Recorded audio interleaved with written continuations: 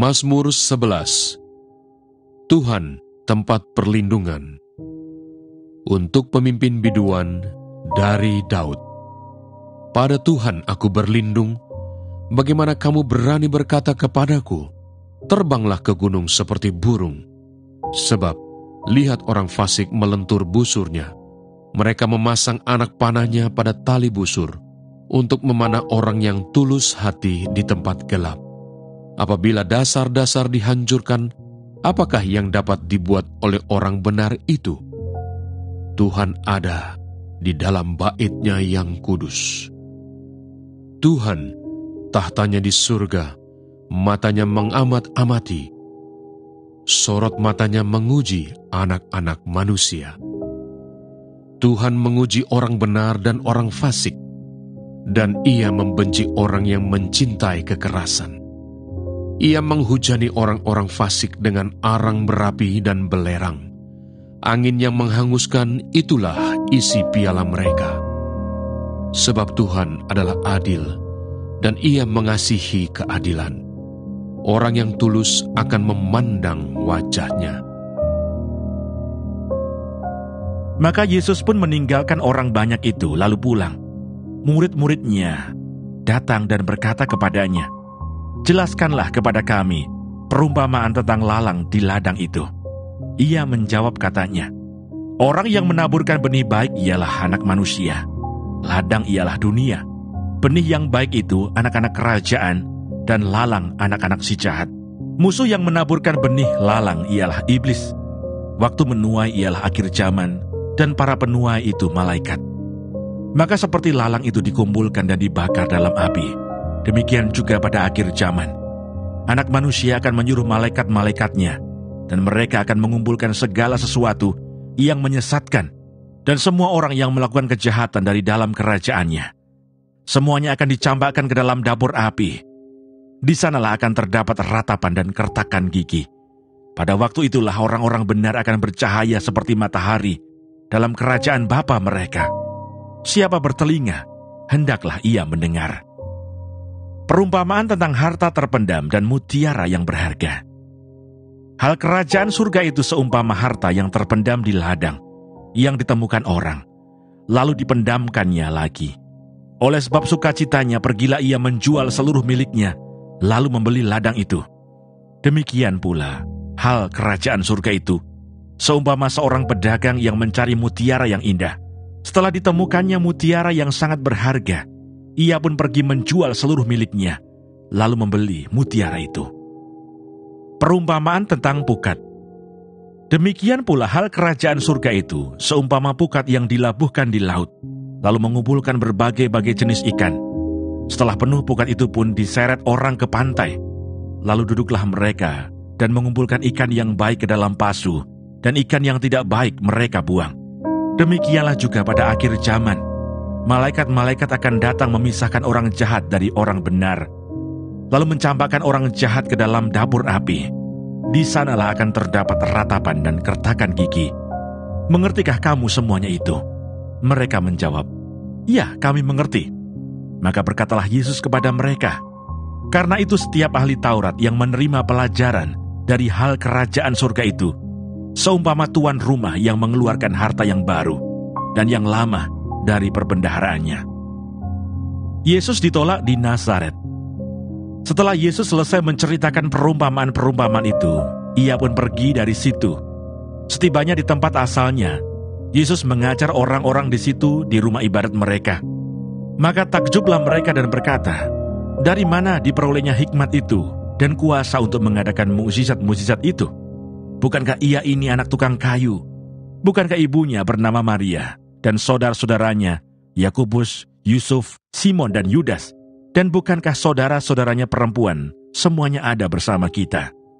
Jadi, dari mana diperolehnya semuanya itu?"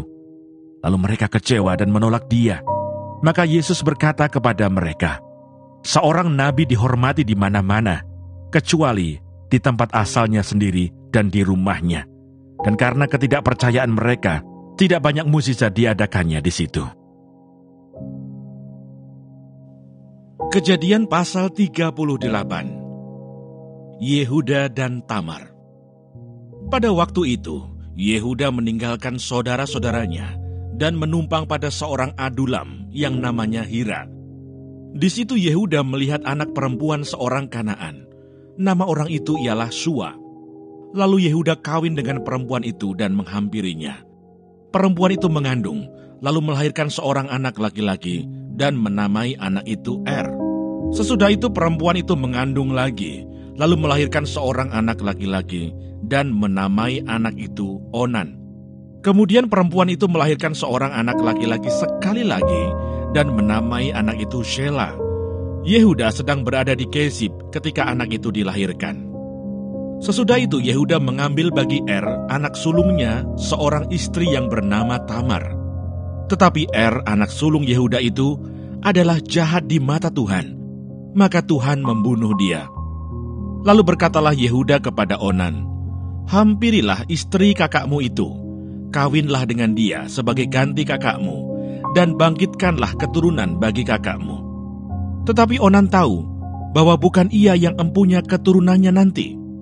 Sebab itu setiap kali ia menghampiri istri kakaknya itu, ia membiarkan maninya terbuang, supaya ia jangan memberi keturunan kepada kakaknya. Tetapi yang dilakukannya itu adalah jahat di mata Tuhan, maka Tuhan membunuh dia juga. Lalu berkatalah Yehuda kepada Tamar, menantunya itu, "Tinggallah sebagai janda di rumah ayahmu, sampai anakku Shela itu besar." Sebab pikirnya, jangan-jangan ia mati seperti kedua kakaknya itu. Maka pergilah Tamar dan tinggal di rumah ayahnya. Setelah beberapa lama, matilah anak Shua, istri Yehuda. Habis berkabung pergilah Yehuda ke Timna, kepada orang-orang yang menggunting bulu domba-dombanya, bersama dengan Hira, sahabatnya, orang Adulam itu. Ketika dikabarkan kepada Tamar, "Bapa mertuamu sedang di jalan ke Timna untuk menggunting bulu domba-dombanya," maka ditanggalkannya lah pakaian kejandaannya. Ia bertelekung dan berselubung, lalu pergi duduk di pintu masuk ke Enaim yang di jalan ke Timna, karena dilihatnya bahwa Shela telah menjadi besar dan dia tidak diberikan juga kepada Shela itu untuk menjadi istrinya. Ketika Yehuda melihat dia, disangkanyalah dia seorang perempuan sundal, karena ia menutupi mukanya. Lalu berpalinglah Yehuda mendapatkan perempuan yang di pinggir jalan itu serta berkata, "Marilah, aku mau menghampiri engkau." Sebab ia tidak tahu bahwa perempuan itu menantunya. Tanya perempuan itu, "Apakah yang akan kau berikan kepadaku jika engkau menghampiri aku?" Jawabnya, "Aku akan mengirimkan kepadamu seekor anak kambing dari kambing dombaku." Kata perempuan itu, "Asal engkau memberikan tanggungannya sampai engkau mengirimkannya kepadaku." Tanyanya, "Apakah tanggungan yang harus kuberikan kepadamu?" Jawab perempuan itu, "Cap materaimu, serta kalungmu, dan tongkat yang ada di tanganmu itu." Lalu diberikannya semuanya itu kepadanya, maka ia menghampirinya. Perempuan itu mengandung daripadanya.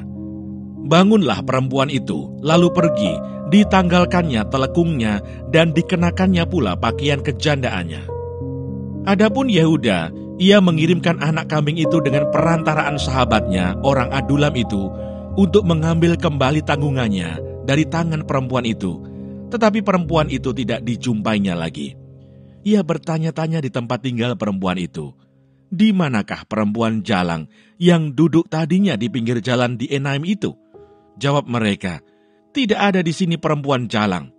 Kembalilah ia kepada Yehuda dan berkata, "Tidak ada kujumpai dia." Dan juga orang-orang di tempat itu berkata, "Tidak ada perempuan jalang di sini." Lalu berkatalah Yehuda, "Biarlah barang-barang itu dipegangnya, supaya kita jangan menjadi buah olok-olok orang. Sungguhlah anak kambing itu telah kukirimkan, tetapi engkau tidak menjumpai perempuan itu." Sesudah kira-kira 3 bulan dikabarkanlah kepada Yehuda, "Tamar menantumu bersundal, bahkan telah mengandung dari persundalannya itu." Lalu kata Yehuda, "Bawalah perempuan itu supaya dibakar." Waktu dibawa, perempuan itu menyuruh orang kepada mertuanya mengatakan, "Dari laki-laki yang empunya barang-barang inilah aku mengandung." Juga dikatakannya, "Periksalah siapa yang empunya cap meterai serta kalung dan tongkat ini." Yehuda memeriksa barang-barang itu lalu berkata, "Bukan aku." Tetapi perempuan itulah yang benar, karena memang aku tidak memberikan dia kepada Shelah anakku, dan ia tidak bersetubuh lagi dengan perempuan itu. Pada waktu perempuan itu hendak bersalin, nyatalah ada anak kembar dalam kandungannya. Dan ketika ia bersalin, seorang dari anak itu mengeluarkan tangannya, lalu dipegang oleh bidan, diikatnya dengan benang kirmisi serta berkata, "Inilah yang lebih dahulu keluar." Ketika anak itu menarik tangannya kembali, keluarlah saudaranya laki-laki dan bidan itu berkata, "Alangkah kuatnya engkau menembus keluar." Maka anak itu dinamai Peres. Sesudah itu keluarlah saudaranya laki-laki yang tangannya telah berikat benang kirmisi itu, lalu kepadanya diberi nama Serah.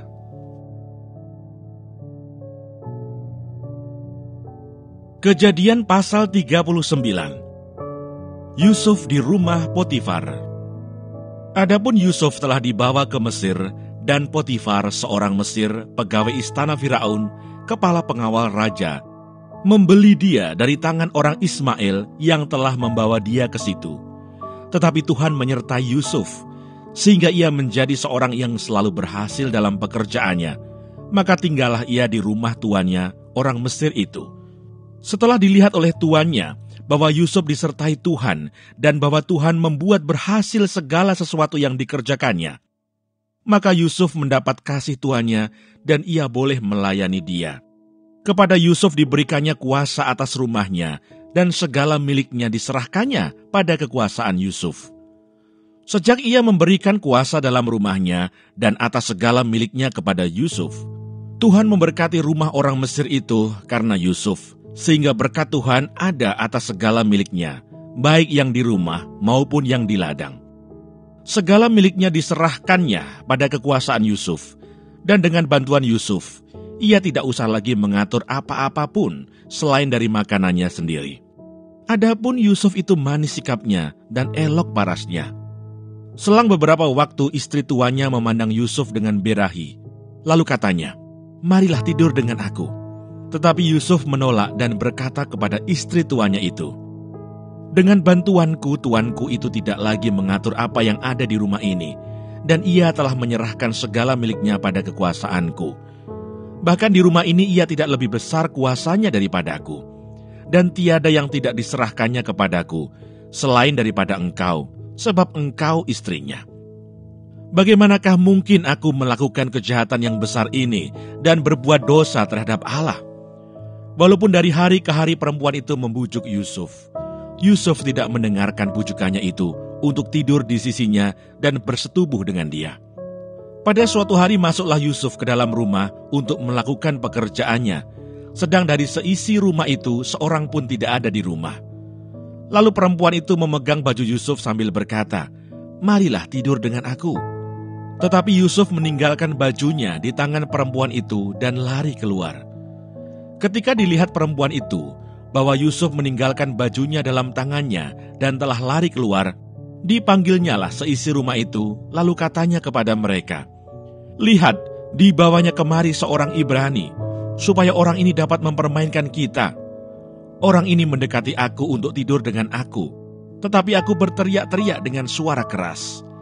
Dan ketika didengarnya bahwa aku berteriak sekeras-kerasnya, ditinggalkannyalah bajunya padaku. Lalu ia lari keluar.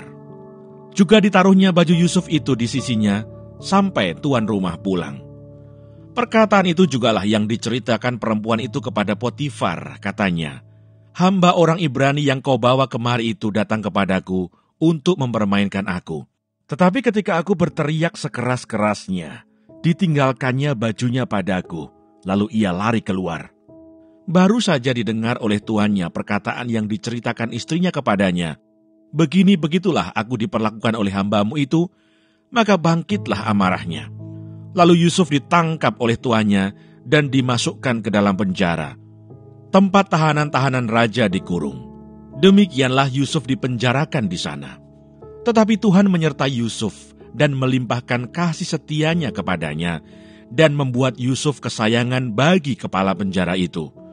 Sebab itu kepala penjara mempercayakan semua tahanan dalam penjara itu kepada Yusuf, dan segala pekerjaan yang harus dilakukan di situ, dialah yang mengurusnya.